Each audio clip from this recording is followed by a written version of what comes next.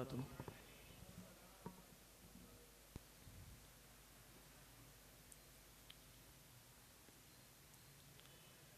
الحمدللہ الحمدللہ رب العالمین،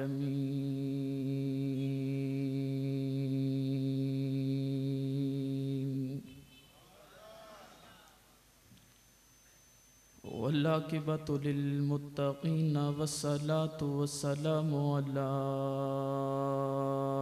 اشرف الانبیاء،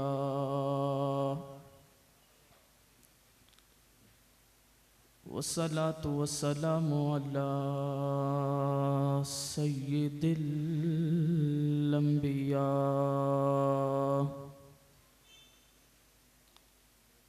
والصلاة والسلام علی خاتم الانبیاء والمعصومین،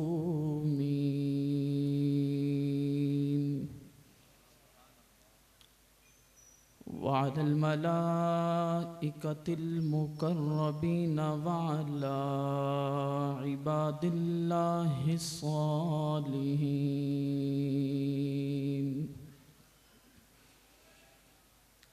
وعلى الخلفاء الراشدين المهديين، وعلى أمهات المؤمنين،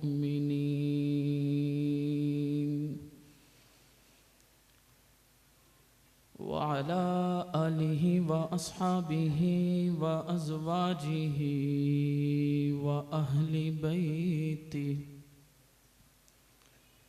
وأهل بيته وأحبابه وذرياته أجمعين إلى يوم الدين. أما بعد، فأعوذ بالله من الشيطان الرجيم. بسم الله الرحمن الرحيم. إنما يريد الله ليذهب عنكم الرجس أهل البيت ويطهركم تطهيرا. صدق الله العظيم وصدق رسوله النبي الكريم، ونحن على ذلك لمن الشاهدين والشاكرين، والحمد لله رب العالمين.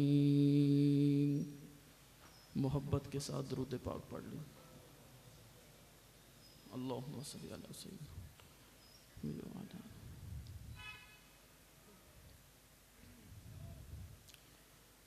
امی عائشہ صدیقہ تیرا نام اچھا لگتا ہے. امی عائشہ صدیقہ تیرا نام اچھا لگتا ہے، تیرے نام سے ہی ہمیں اسلام اچھا لگتا ہے. اور تیری عقیدت میں لوگ ہمیں کہتے ہیں تخریب کار. تیری عقیدت میں لوگ ہمیں کہتے ہیں تخریب کار. واللہ تیری محبت میں یہ الزام اچھا لگتا ہے. اور اسلام کی عظمت کی تقریر علی ہے. اسلام کی عظمت کی تقریر علی ہے. قرآن کی آیات کی تفسیر علی ہے. اور مرحب کا سر تن سے جدا جس نے کیا ہے، مرحب کا سر تن سے جدا جس نے کیا ہے، اصحاب کے لشکر میں وہ شمشیر علی ہے. اور نوجوانوں سے کہتا ہوں، طوفانوں سے ٹکراؤ، سیلابوں سے وار کرو. طوفانوں سے ٹکراؤ، سیلابوں پہ وار کرو. چھوڑ دو ملاحوں کا چکر، تیر کے دریا پار کرو.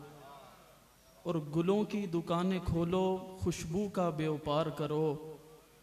گلوں کی دکانیں کھولو، خوشبو کا بیوپار کرو. اور عشق صحابہ جرم ہے گر تو یہ جرم ایک بار نہیں 100 بار کرو. کیونکہ نام صحابہ سے خوشبو وفا آتی ہے. نام صحابہ سے خوشبوئے وفا آتی ہے، ان کے روزوں سے محمد کی صدا آتی ہے۔ اور جب بھی بیٹھا ہوں میں پرچم اصحاب کے نیچے، جب بھی بیٹھا ہوں میں پرچم اصحاب کے نیچے، ایسے لگتا ہے کہ جنت سے ہوا آتی ہے۔ انتہائی واجب الاحترام، قابل صد احترام چنیوٹ شہر کے غیور سنی نوجوانوں، دوستوں، بھائیوں، بزرگوں، آج ایک مرتبہ پھر چنیوٹ کی اس عظیم دینی درسگاہ میں قائد چنیوٹ محترم جناب چودھری سعید صاحب، برادر مکرم بھائی ملک احمد صاحب سلمہ اللہ تعالیٰ کے حکم پر حاضری کا شرف حاصل کر رہا ہوں۔ اللہ رب العزت سے دعا ہے کہ اللہ تبارک و تعالیٰ میری اور آپ کی آج کی اس حاضری کو اپنے بارگاہ الہی میں قبول فرمائے۔ وقت کافی بیت چکا، آپ حضرات نے مجھ سے پہلے علماء کرام کی گفتگو بھی سنی، شعراء عظام نے بڑے خوبصورت انداز میں اپنے کلام پیش کیے۔ آپ کی تھکاوٹ کا بھی مجھے احساس ہے، تراویح پڑھنے کے بعد انسان بستر تلاش کرتا ہے، لیکن میں قربان جاؤں یہ ماں عائشہ کے بیٹے ہیں جو آج ماں عائشہ کا ذکر سننے کے لیے مسجد میں موجود ہیں۔ اللہ نے آپ کو مسجد میں بیٹھنے کی توفیق بھی دے دی، قبول بھی کر لیا۔ اب ذرا سی ہمت کی ضرورت ہے۔ سب سے پہلے تو میں حضرات سے کہوں گا کہ تھوڑا تھوڑا قریب آ جائیں تاکہ مجھے یہ محسوس ہو کہ سارے حضرات ماشاءاللہ مل کے بیٹھے ہیں اور مل کے ہی خوبصورت لگتے ہیں۔ قریب قریب آ جائیں ماشاءاللہ۔ انشاءاللہ العزیز کو زیادہ لمبی چوڑی گفتگو کرنے کا وقت بھی نہیں ہے اور ارادہ بھی نہیں ہے، لیکن آپ کی محبتیں، آپ کی شفقتیں، آپ حضرات کی دعاؤں سے اللہ کچھ کلمات کہلوا دے۔ دعا ہے کہ اللہ جو کہلوائے حق اور سچ کہلائے اور اس کے بعد اس پر ڈٹ جانے کی توفیق عطا فرمائے۔ کثیر تعداد میں علماء اکرام تشریف فرما ہیں۔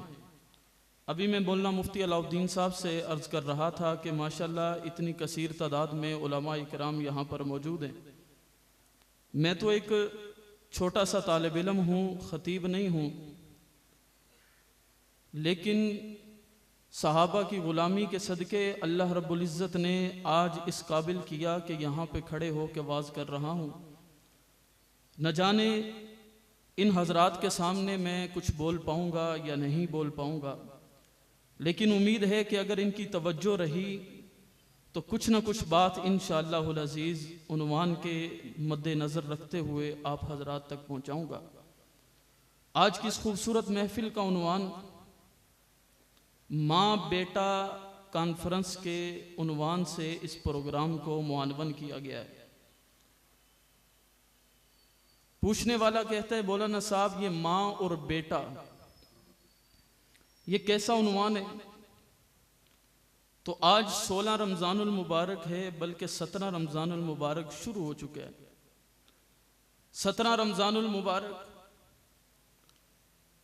حضور علیہ الصلاۃ والسلام کی لاڈلی بیوی عفیفہ کائنات، عتیقہ کائنات جناب سیدہ عائشہ الصدیقہ رضی اللہ تعالی عنہا کے یوم وصال کا دن ہے، اور اسی طرح 21 رمضان المبارک داماد مصطفیٰ فاتح خیبر شیر خدا خلیفہ چہارم سسر فاروق اعظم جناب علی المرتضیٰ رضی اللہ تعالی عنہ کا یوم شہادت کا دن ہے۔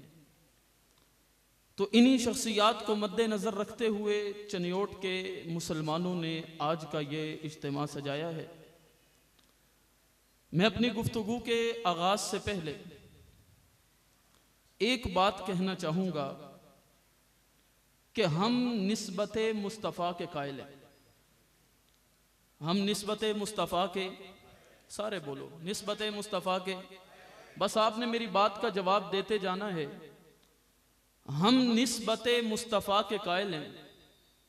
جس کی نسبت مصطفیٰ کے ساتھ ہو گئی، وہ کالا رنگ ہو، گورا رنگ ہو، عرب کا ہو، عجم کا ہو، ہمارا وہ امام ہے۔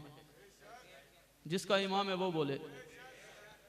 جس کی نسبت مصطفیٰ کے ساتھ ہو گئی، اور نسبت کیسی ہوئی کہ جس نے پیغمبر کے قدموں میں بیٹھ کے کلمہ پڑھا، آنکھوں سے مصطفیٰ کا دیدار کیا، پھر اس کلمے کو دل میں سما کر دنیا سے چلا گیا۔ اب قیامت کی صبح تک کے لیے کوئی ولی، کوئی کتب، کوئی ابدال، کوئی غوث، کوئی پیر اس کے مقام تک پہنچ سکتا نہیں ہے۔ یہ بات ذہن نشین رکھے۔ اور نسبت مصطفیٰ جن کو ملی ہے انہیں کیا کہتے ہیں؟ بھئی اہل بیت بعد میں ہیں، صحابہ یہ بعد کی بات ہے۔ اوورآل سب کو کیا کہتے ہیں؟ سارے بولے کیا کہتے ہیں؟ صحابہ۔ پہلے صحابی ہوگا تو اہل بیت میں شامل ہوگا، اگر صحابی نہیں تو اہل بیت میں شامل ہو سکتا؟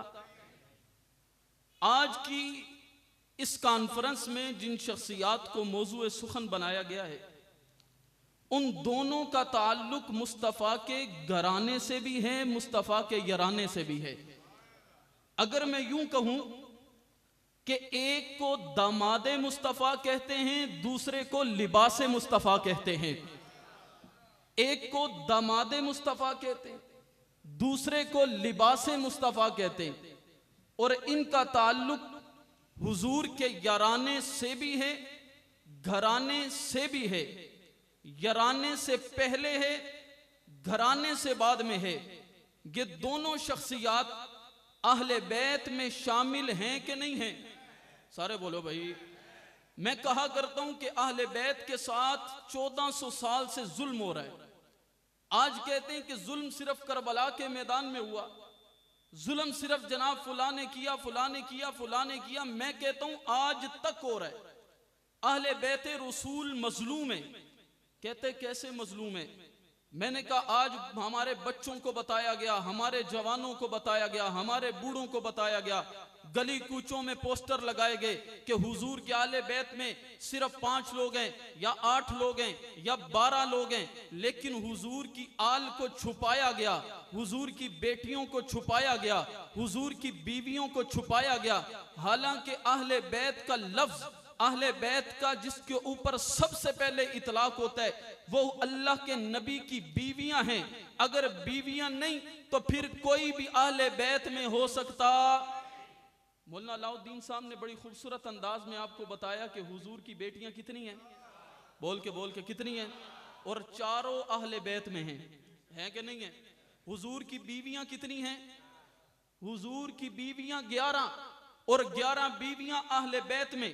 ذرا دیکھیں تو صحیح کہ یہ اہل بیت کا لفظ، اگر میں اس لفظ کو کھولوں تو مجھے نظر کیا آتا ہے؟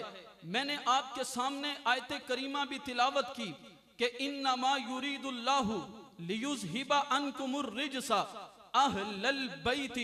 بھائی قرآن نے اہل بیت کا لفظ بول کر یہاں پر حضور کو مخاطب کیا، اور مخاطب کر کے کیا فرمایا کہ ہم نے آپ کے اہل بیت سے ناپاکی کو دور کر دیا ہے، گندگی کو دور کر دیا ہے، غلاظت کو دور کر دیا ہے۔ اب جو حضور کی اہل بیت ہے وہاں گندگی نہیں آ سکتی، وہاں ناپاکی نہیں آ سکتی، وہاں نجس نہیں آ سکتا۔ بھئی یہ اہل بیت ہیں کون؟ اہل بیت اللہ کہہ کسے رہا ہے؟ میں واضح الفاظ میں کہوں گا کہ ایک اہل بیت وہ ہیں جسے اللہ نے کہا، اور ایک اہل بیت وہ ہیں جسے مصطفیٰ نے اہل بیت کہا۔ اور ہم سنیوں کا یہ عقیدہ ہے کہ کہ اللہ کی بات کو ماننا بھی ہم ایمان سمجھتے ہیں، مصطفیٰ کی بات کو ماننا بھی ہم ایمان سمجھتے ہیں۔ کہتے ہیں مولوی صاحب اللہ نے اہل بیت کسے کہا ہے؟ میں نے کہا لفظ اہل بیت کو اگر میں کھولوں تو مجھے نظر آتا ہے کہ قرآن میں اللہ نے اہل بیت کا لفظ کتنی جگہ استعمال کیا اور کس کے لیے استعمال کیا۔ اگر میں مختصر سی مثال دے کر کے اپنی بات سمجھانا چاہوں تو حضرت موسیٰ علیہ السلام کوہ طور کی جانب چلے تو قرآن نے اس واقعے کو بیان کیا اور بیان کرتے ہوئے کیا کہا؟ وَسَارَ بِأَهْلِهِ آنَسَ مِن جَانِبِ الطُّورِ نَارًا وَسَارَ بِأَهْلِهِ، یہاں اہل کہا تو ان کی بیوی ان کے ساتھ تھی۔ حضرت موسیٰ کی بیوی کو قرآن نے اہل کہہ کے پکارا۔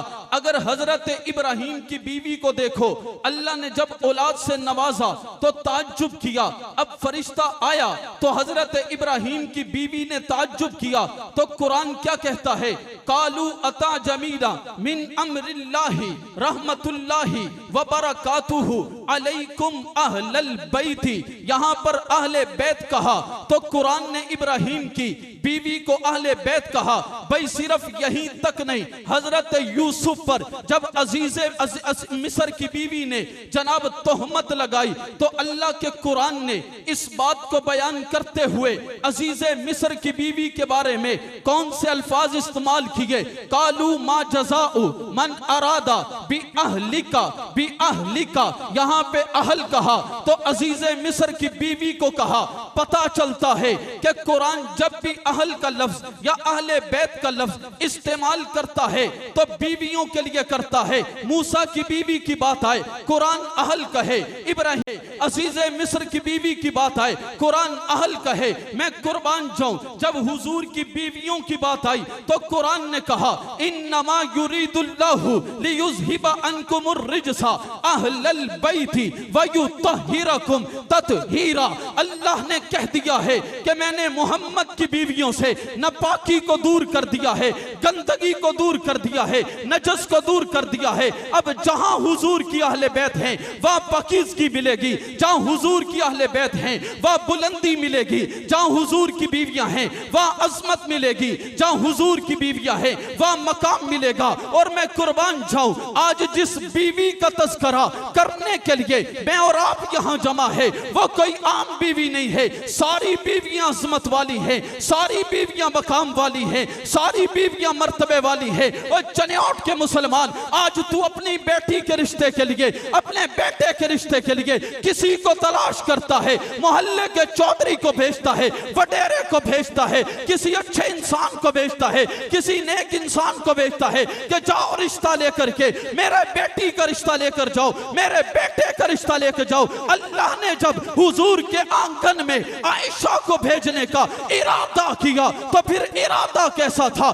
جبرائیل کو بلایا، جی رب جلیل بتائیے تو صحیح کیا چاہتے ہیں؟ قرآن لے کر کے جانا ہے، احکامات لے کر کے جانے ہیں، نماز کا حکم لے کر جانا ہے، روزے کا حکم لے کر جانا ہے۔ رب کہتے ہیں آج نماز کا حکم نہیں ہے، روزے کا حکم نہیں ہے، زکوٰۃ کا حکم نہیں ہے، قرآن کی آیات نہیں ہے۔ ربا پھر لے کر کیا جانا ہے؟ فرمایا ریشم کا ٹکڑا ہے، لے کر کے جاؤ۔ ربا اس میں کیا ہے؟ فرمایا لے کر کے جاؤ۔ اب وہ ریشم کا ٹکڑا لے کر کے جبرائیل اللہ کا قاصد بن کے مصطفیٰ کے پاس آیا ہے اور ریشم کا ٹکڑا میرے نبی کو دکھایا۔ جب میرے نبی نے دیکھا دیکھنے کے بعد مسکرا اٹھے، جب میرے نبی نے دیکھا دیکھنے کے بعد جھوم اٹھے، اور جب دیکھنے کے بعد حضرت عائشہ نبی کے عقد میں آئی۔ میں قربان جاؤں پیغمبر نے چادر اٹھائی اور اٹھا کر کہا عائشہ تیری عظمت کو سلام ہے، عائشہ تیرے مقام کو سلام ہے، عائشہ تیرے مرتبے کو سلام ہے، عائشہ تیری عزت کو سلام ہے، عائشہ تیری عظمت کو سلام ہے۔ حضور فرما رہے ہیں عائشہ جبرائیل کو، جناب جبرائیل جو تصویر لے کر کے میرے پاس آئے تھے ریشم کے ٹکڑے میں، جو شکل لے کر کے میرے پاس آئے تھے، آج وہ تصویر اللہ نے عائشہ کی سیرت میں مجھ محمد کو عطا کر دی ہے۔ آج جس ماں کا تذکرہ ہم کر رہے ہیں اس ماں کا رشتہ لانے والا جبرائیل ہے۔ کون ہے؟ سارے بولو کون ہے؟ اس کی ایکو بند کریں، آواز کھولیں، ایکو بالکل کون ہے بھائی؟ بھائی جبرائیل ہے. اس کی آج ہم کہتے ہیں نا کہ مولانا صاحب ہم کسی اچھے انسان کے ہاتھ رشتہ بھیجیں تاکہ رشتے کا انکار نہ ہو. اللہ کے حضور نے جب بھی رشتہ کیا اللہ کے حکم سے کیا. ایسے ہے کہ نہیں ہے بھائی؟ رشتہ کیا تو اللہ کے حکم سے, رشتہ دیا تو اللہ کے حکم سے. اور جب عائشہ کا رشتہ مصطفیٰ کے ساتھ ہوا, پہلے کسی کی تصویر نہ آئی, اللہ نے عائشہ کی تصویر مصطفیٰ کی آنکھوں میں بسا دی تھی. یہ ہے میری ماں عائشہ کا مقام, یہ ہے میری ماں عائشہ کا مقام. بیٹا علی المرتضیٰ ہے, اس کا مقام بھی بڑا بلند. جب یہ آیت نازل ہوئی, علماء تشریف فرمائے, تفصیل میں نہیں جانا چاہتا, آپ حضرات کو معلوم ہے اللہ رب العزت کے حبیب نے حضرت علی المرتضیٰ, حضرت فاطمہ, حسن و حسین کو بلایا, اور بلانے کے بعد چادر اوپر اڑا دی, اور پھر اللہ کے دربار میں ہاتھ اٹھا لیے. ربا جس طرح تو نے میری بیویوں کے بارے میں کہا اہل بیت, یہ بھی میرے اہل بیت میں, یہ بھی میرے. اللہ ان سے بھی نجاست کو دور فرما دے, ان سے بھی گندگی کو, بھائی ان سے بھی گندگی کو دور فرما دے. دعا کرنے والے مصطفیٰ ہیں. میں نے کہا ہم رب کی بات کو بھی نہیں ٹھکراتے, مصطفیٰ کی بات کو بھی نہیں ٹھکراتے. بھائی حضور جسے آل بیت کہیں وہ بھی ہماری آنکھوں کا تارا ہیں, وہ بھی ہمارے ایمان کا محور ہیں, وہ بھی ہماری محبتوں کا, عقیدتوں کا, محبتوں کا محور ہیں. اور جسے اللہ اہل بیت کہے وہ بھی ہماری عقیدتوں کا محور ہے. ہم نے اس اہل بیت کو بھی مانا کہ جس کو اللہ نے اہل بیت کہا, اور ان کو بھی مانا جن کو مصطفیٰ نے اہل بیت کہا. صرف یوں ہی نہیں مانا, اگر حضرت علی المرتضیٰ مصطفیٰ کے گھر میں آئے تب بھی مانا, فاروق اعظم کے گھر میں گئے تب بھی مانا, صدیق کے پیچھے کھڑے ہوئے تب بھی مانا, فاروق کے پیچھے کھڑے ہوئے تب بھی مانا, عثمان کے ہاتھوں میں ہاتھ دیا تب بھی مانا. اور بھائی کیوں نہ مانتے؟ کیونکہ علی امانت دار ہے. اور کیسا امانت دار ہے؟ جملہ دے کر کے جا رہا ہوں, ساری دنیا کے لوگ, مکہ کے مشرکین بھی میرے نبی کو امانت دار کہتے ہیں, صداقت والا کہتے ہیں, دیانت والا کہتے ہیں. اور اس کا عملی نمونہ یہ ہے کہ اپنی امانتوں کو حضور کے پاس رکھواتے ہیں, کیونکہ ان کو پتہ ہے یہ امانت میں خیانت نہیں کرتا, یہ جھوٹ نہیں بولتا, یہ غلط بیانی نہیں کرتا. جو رکھوایا جائے گا وہی دیا جائے گا, جو دیا جائے گا وہی وصول کیا جائے گا, جو اس کے پاس ہوگا وہی ملے گا. اب ہجرت کی رات ہے, حضور مکہ سے مدینہ کی جانب نکل رہے ہیں. ابو بکر کو لے کر کے, حضرت علی کو بلا کر کے, وہ ساری امانتیں جو مکہ کے مشرکوں نے میرے نبی کو دی تھی علی کے پاس رکھوا کر کے دنیا کو پیغام دے دیا تھا. اگر ساری دنیا کہتی ہے مصطفیٰ صادق اور امین ہے, اور میں محمد جس کو صادق اور امین کہتا ہوں, دنیا اسے داماد مصطفیٰ علی المرتضیٰ کہتی ہے.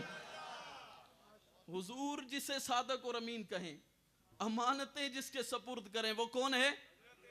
بول کے کون ہے؟ ہم تو بھئی ان اہل بیت کو بھی ماننے والے ہیں. جو چادر کے نیچے آئے, جتنے بھی آئے, حسین آئے ہم اس کو بھی, حسن آئے ہم ان کو بھی. کسی نے پوچھا مولوی صاحب کیسے مانتے ہو؟ میں نے کہا جیسے حسین کو ہم مانتے ہیں ایسے کوئی مان سکتا؟ ایسے کوئی مان سکتا؟ حسین کو کہتا ہے کیسے مانا؟ میں نے کہا حسین نبی کے کندھوں پہ سوار ہے. کہاں سوار ہے؟ سارے بولو کہاں سوار ہے؟ مسجد نبوی میں آ رہے ہیں. دیکھنے والا کہتا ہے یارو دیکھو سواری کتنی پیاری ہے, یارو دیکھو تو صحیح سواری کتنی حسین ہے. حضور کا جملہ کیا ہے؟ حضور کیا کہہ رہے ہیں؟ حضور فرما رہے ہیں سواری کو دیکھتے ہو, سوار کو نہیں دیکھتے. اور سوار کو تو دیکھو, سوار کتنا پیارا ہے. چنیوٹ والو, آدم علیہ السلام سے لے کر آج تک آنے والا مسلمان ایک ہی بات کرتا ہے کہ اس دنیا میں سب سے حسین آمنہ کا لال ہے. کون ہے؟ اور بھائی آدم نے بھی یہی بتایا, 1.25 لاکھ پیغمبروں نے یہ بتایا, تورات انجیل زبور یہ بتائے, صحیفے یہ بتائیں, رب کا قرآن یہ بتائے, تاریخ یہ بتائے. مولوی یہ بتائے, مفسر یہ بتائے, محدث یہ بتائے کہ اگر کوئی حسین ہے تو آمنہ کا لال ہے. بھائی مولوی بھی حضور کو حسین کہتا ہے, مفسر بھی حضور کو حسین کہتا ہے, قرات کرنے والا بھی حضور کو حسین کہتا ہے, محدث بھی حضور کو حسین کہتا ہے. پھر میں کیوں نہ کہوں حسین تیری عظمت کو سلام ہے, حسین تیرے حسن کو سلام ہے, حسین تیرے جمال کو سلام ہے, حسین تیرے کمالات کو سلام ہے. ساری دنیا جسے حسین کہے اسے محمد الرسول اللہ کہتے ہیں, اور محمد الرسول اللہ جسے حسین کہے اسے دنیا حسین ابن علی کہتی ہے. اسے کیا کہتے ہیں؟ حسین ابن حسین. کہاں سوار ہیں؟ کہاں سوار ہیں؟ بہت ایک بات کر کے اپنے عنوان پہ آتا ہوں. آج بچہ ہمارے کندھوں پہ سوار ہو نا, بچہ ہمارے کندھوں پہ سوار ہو, عالم کیا ہوتا ہے؟ دور سے دادا جان چلتے ہوئے آ رہے ہیں, پوتا کندھوں پہ سوار ہے. بھائی پوتے کے ہاتھ بالوں پہ, کہاں پہ؟ بولو کہاں پہ؟ پوتے کے قدم سینے پہ ہیں, کہاں پہ ہیں؟ کوئی پوچھے حسین کون ہے, طالب علم کا جملہ دے دینا, جس کے ہاتھ واللیل کی زلفوں پہ ہوں, جس کے قدم علم نشرح والے سینے پہ ہوں, اسے حسین ابن علی کہتے ہیں. یہ بھی نصیب کی بات ہے, یہ بھی نصیب کی بات ہے. کسی کے قدم مصطفیٰ کے سینے پہ ہیں, کسی کا سینہ مصطفیٰ کے قدموں میں ہے, اور جس کے قدم مصطفیٰ کے سینے پہ ہیں اسے حسین کہتے ہیں, جس کا سینہ مصطفیٰ کے قدموں میں ہے اسے صدیق اکبر کہتے ہیں. یہ بھی نصیب کی بات ہے.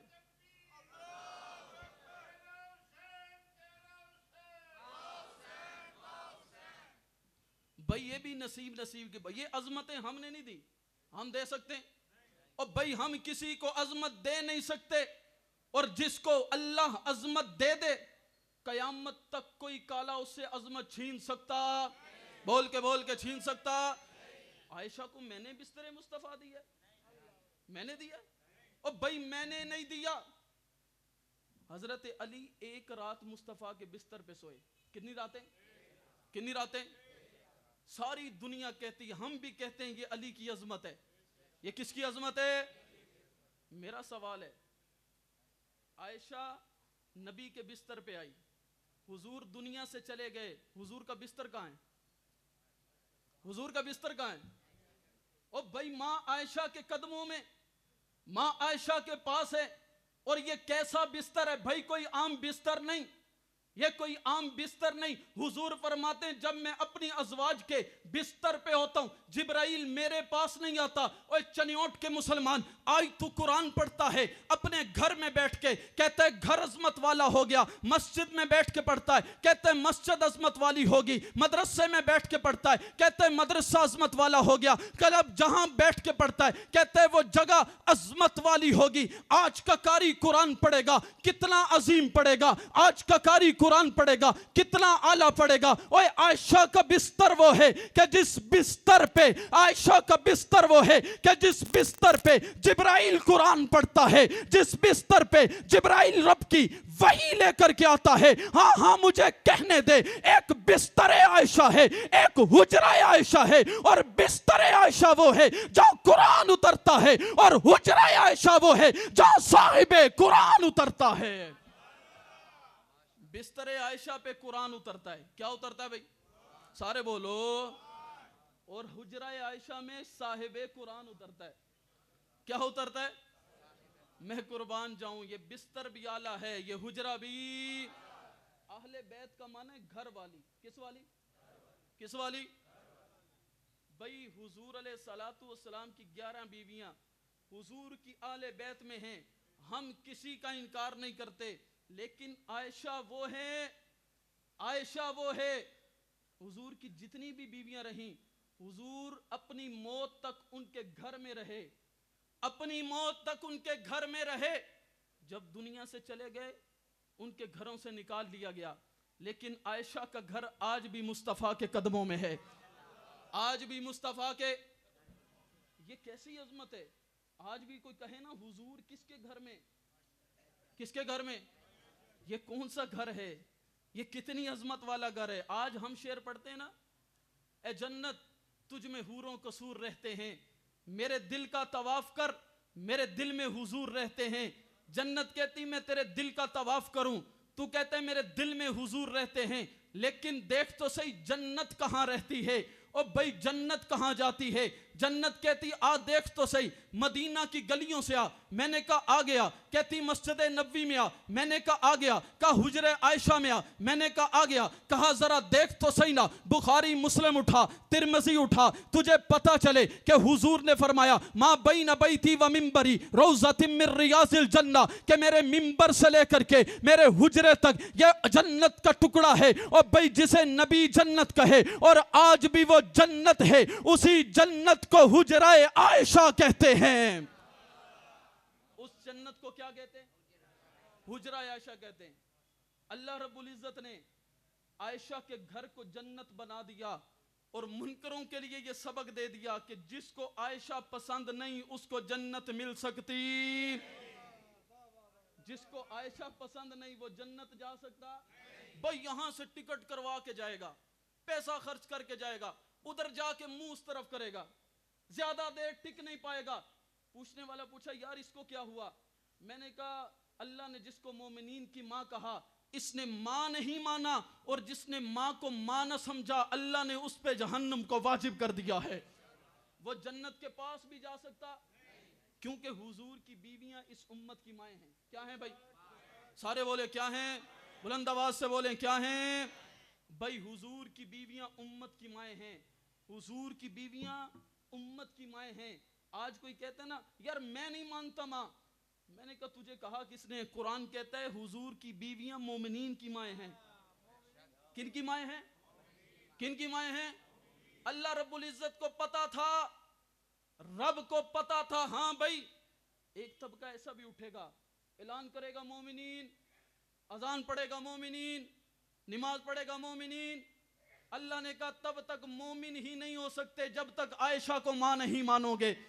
مومنین کا اعلان کرنے سے کوئی مومن نہیں ہو سکتا۔ اللہ نے کہا قرآن میں واضح الفاظ میں کہا کہ نبی کی بیویاں امت کی مائیں ہیں، نبی کی ازواج امت کی مائیں ہیں، اور امت کے مومنین کی مائیں ہیں، لہٰذا امت کے مومنین پر امت کی ماؤں کا لازم کر دیا۔ جو حضور کی بیویوں کو اپنی ماں نہیں مانتا وہ لاکھ اعلان کرے میں مومن ہوں، وہ لاکھ اعلان کرے میں مسلمان ہوں، وہ لاکھ اعلان کرے میں مومن ہوں، وہ مومن نہیں ہو سکتا، کیونکہ مومن وہ ہے جو حفصہ کو اپنی ماں مانے، مومن وہ ہے جو عائشہ کو اپنی ماں مانے، مومن وہ ہے جو خدیجہ کو اپنی ماں مانے، اور ایسی ماں مانے آج کی ماں سے بھی عظمت والا مانے، آج کی ماں سے بھی زیادہ مقام اور مرتبے والا مانے۔ ہاں ایسے ماں مانے جیسے حق نواز نے ماں مانا تھا، ایسے ماں مانے جیسے اعظم طارق نے ماں مانا تھا، ایسے ماں مانے جیسے اسار القاسمی نے ماں مانا تھا،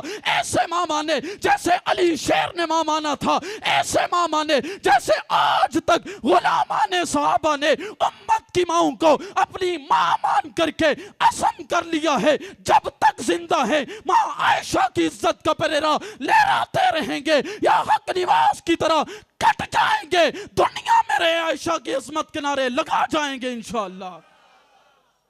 ہم جب تک زندہ ہیں ہم اپنی ماؤں کی عظمت کے نعرے لگاتے رہیں گے۔ لگائیں گے یا نہیں لگائیں گے؟ بلند آواز سے اللہ نے پہلے اعلان کیا کہ انما یرید اللہ لیذھب عنکم الرجس اہل البیت۔ اللہ نے پہلے کہا کہ میں نے اہل بیت سے نجس کو دور کر دیا۔ کیا کر دیا؟ اور اس کے بعد جب ماں عائشہ پہ تہمت لگی، کیا لگی بھائی؟ بولیں بھائی، تہمت لگی، اللہ رب العزت نے پھر اعلان کیا، پھر اعلان کیا، پھر اعلان یوں ہی نہیں کیا، ایک آیت میں نہیں کیا، ایک لفظ میں نہیں کیا، ایک رکوع میں نہیں کیا، بلکہ پوری سورہ نور اتار چھوڑی، پوری سورہ نور کو اتار دیا۔ اور بھائی اللہ نے کہا ساری دنیا کی عورتیں اگر تم کسی پر تہمت لگاؤ لگ سکتی ہے، حضور کی بیوی پر تہمت لگ سکتی؟ اللہ نے واضح الفاظ نے کہا سبحانک ھذا بہتان عظیم۔ اب میرا سوال ہے قرآن محفوظ ہے کہ نہیں ہے؟ قرآن لا ریب ہے کہ نہیں ہے؟ قرآن میں کوئی شک ہو سکتا؟ قرآن میں کوئی خطا ہو سکتی؟ قرآن میں کوئی غلط بیانی ہو سکتی؟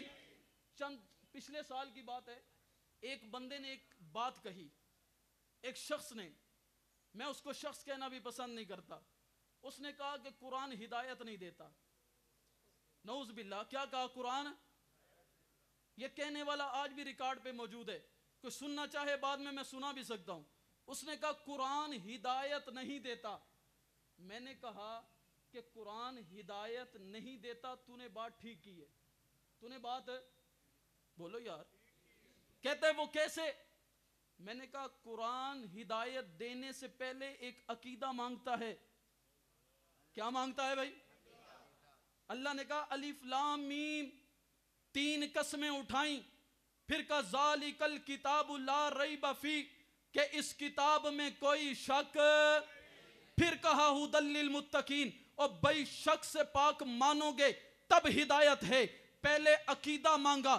اگر عقیدہ تیرا یہ نہیں، تو قرآن کو جناب شک سے پاک نہیں مانگتا، پھر تیری بات ٹھیک ہے کہ قرآن ہدایت نہیں دیتا، لیکن جو قرآن کو شک سے پاک مانتا ہے وہ ہدایت والا ہے، وہی ھدی للمتقین ہے، وہی مفلحون ہے، وہی صادقون ہے، وہی ساجدون ہے، وہی راکعون ہے، وہی حافظون ہے، وہی مؤمنون ہے. ہاں جس نے قرآن کو شک سے پاک مانا. اب کیسا پاک ماننا ہے؟ قرآن نے جسے سچا کہا اسے سچا ماننا پڑے گا، جسے صداقت والا کہا اسے صداقت والا ماننا پڑے گا، جسے امانت والا کہا اسے امانت دار ماننا پڑے گا. ہاں قرآن نے جس کو پاک کہا اور پاک کہنے کے لیے 11 آیات اتار دی، سورہ نور اتار کر کے میری ماں عائشہ صدیقہ کی عظمت کو بیان کر دیا. اگر کوئی ماں عائشہ کی عزت کو نہیں مانتا، قرآن اس کو گمراہی میں پھینک چھوڑے گا، ہدایت نہیں دے گا. ہدایت نہیں مل سکتی. ہدایت لانا چاہتے ہو، ماں عائشہ کو پاک ماننا پڑے گا. لیکن میں قربان جاؤں، اللہ نے ماں عائشہ کی پاکیزگی کا، اللہ نے ماں عائشہ کی طہارت کا، اللہ نے ماں عائشہ کی عفت کا قرآن میں اعلان کر کے اور قرآن کو محفوظ کر کے قیامت کی صبح تک کے لیے ممبروں سے قرآن پڑھوایا، ممبروں سے قرآن پڑھایا، مسجدوں سے قرآن پڑھوایا، مصلوں سے قرآن پڑھایا. قاری بھی قرآن پڑھتا ہے، مفسر بھی قرآن پڑھتا ہے، محدث بھی قرآن پڑھتا ہے. ہاں مجھے کہنے دے، جو نہیں مانتا وہ بھی جھوٹی زبان سے پڑھتا ہے، لیکن جب پڑھتا ہے سبحانک ھذا بہتان عظیم، تو پھر بیان کرتا ہے عائشہ پاک ہے، پھر بیان کرتا ہے عائشہ پاکیزہ ہے، امی عائشہ مطہرہ ہے، امی عائشہ عتیقہ ہے، امی عائشہ عفیفہ ہے، امی عائشہ پاکیزہ ہے. اللہ نے قرآن میں محفوظ کر دیا. اب قیامت کی صبح تک قرآن پڑھا جائے گا، جہاں بھی قرآن ہوگا وہیں عائشہ صدیقہ کی عزت کا ڈنکا بھی بجتا رہے گا. عائشہ کی عزت کا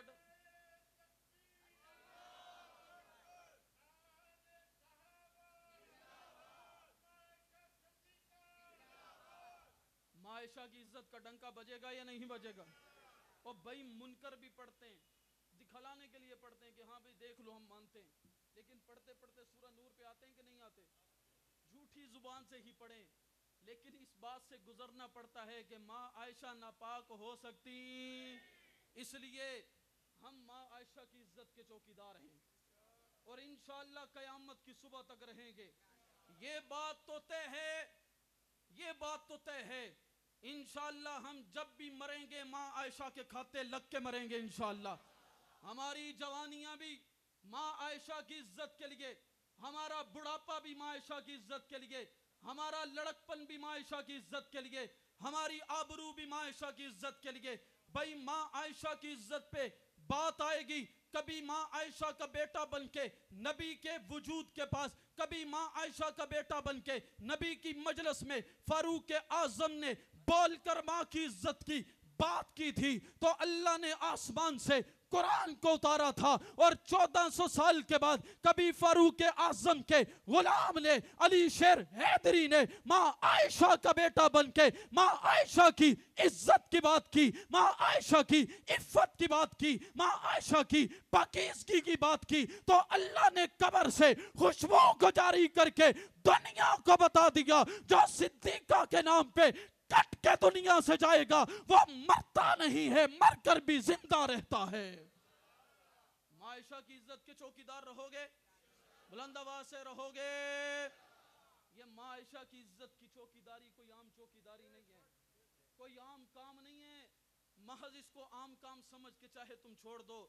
آج بہت سے لوگ ہم پہ تانا زن ہیں، آج بہت سے لوگوں کو ہماری نظریاتی باتیں سمجھ نہیں آتی، آج بہت سے لوگوں کو ہمارا عقیدہ سمجھ نہیں آتا، آج بہت سے لوگوں کو ہماری باتیں سمجھ نہیں آتی۔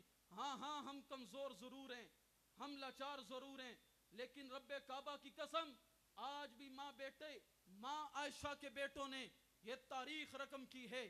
28 سال جیل کاٹنے کے بعد جھنگ کا نوجوان جوانی کے عالم میں جب جیل میں گیا، بھائی بڑھاپا آ گیا، داڑھی سفید ہو گئی، ٹانگوں میں وہ جان نہ رہی، اعصاب و قوت نہ رہی، دماغ کمزور ہو گیا، لیکن 28 سال کے بعد جب جیل کی سلاخ کھلی، اپنے گھر لوٹا تو گھر پہ نہیں بیٹھا بلکہ مرکز میں جا کر کے علامہ لدھیانوی کے ہاتھوں میں ہاتھ دے کر کے دنیا کو بتا دیا کہ ماں عائشہ کا بیٹا ہوں، جیل میں گیا تھا تب بھی عائشہ کی عزت کے لیے گیا تھا، دنیا سے جاؤں گا تب بھی ماں عائشہ کی عزت کا نام لے کر کے جاؤں گا انشاءاللہ۔ یہ آج بھی تاریخ رقم کی ہے، یہ کوئی چھوٹی بات نہیں ہے، یہ کسی پہ گزری ہو تو وہ بتائے۔ 26 سال کی جیلیں کوئی عام بات نہیں، ساری زندگی آج بھی کئی لوگوں کا پتہ ہی نہیں کہاں پر ہیں، کئی لوگوں کا پتہ ہی نہیں کہاں پر ہیں۔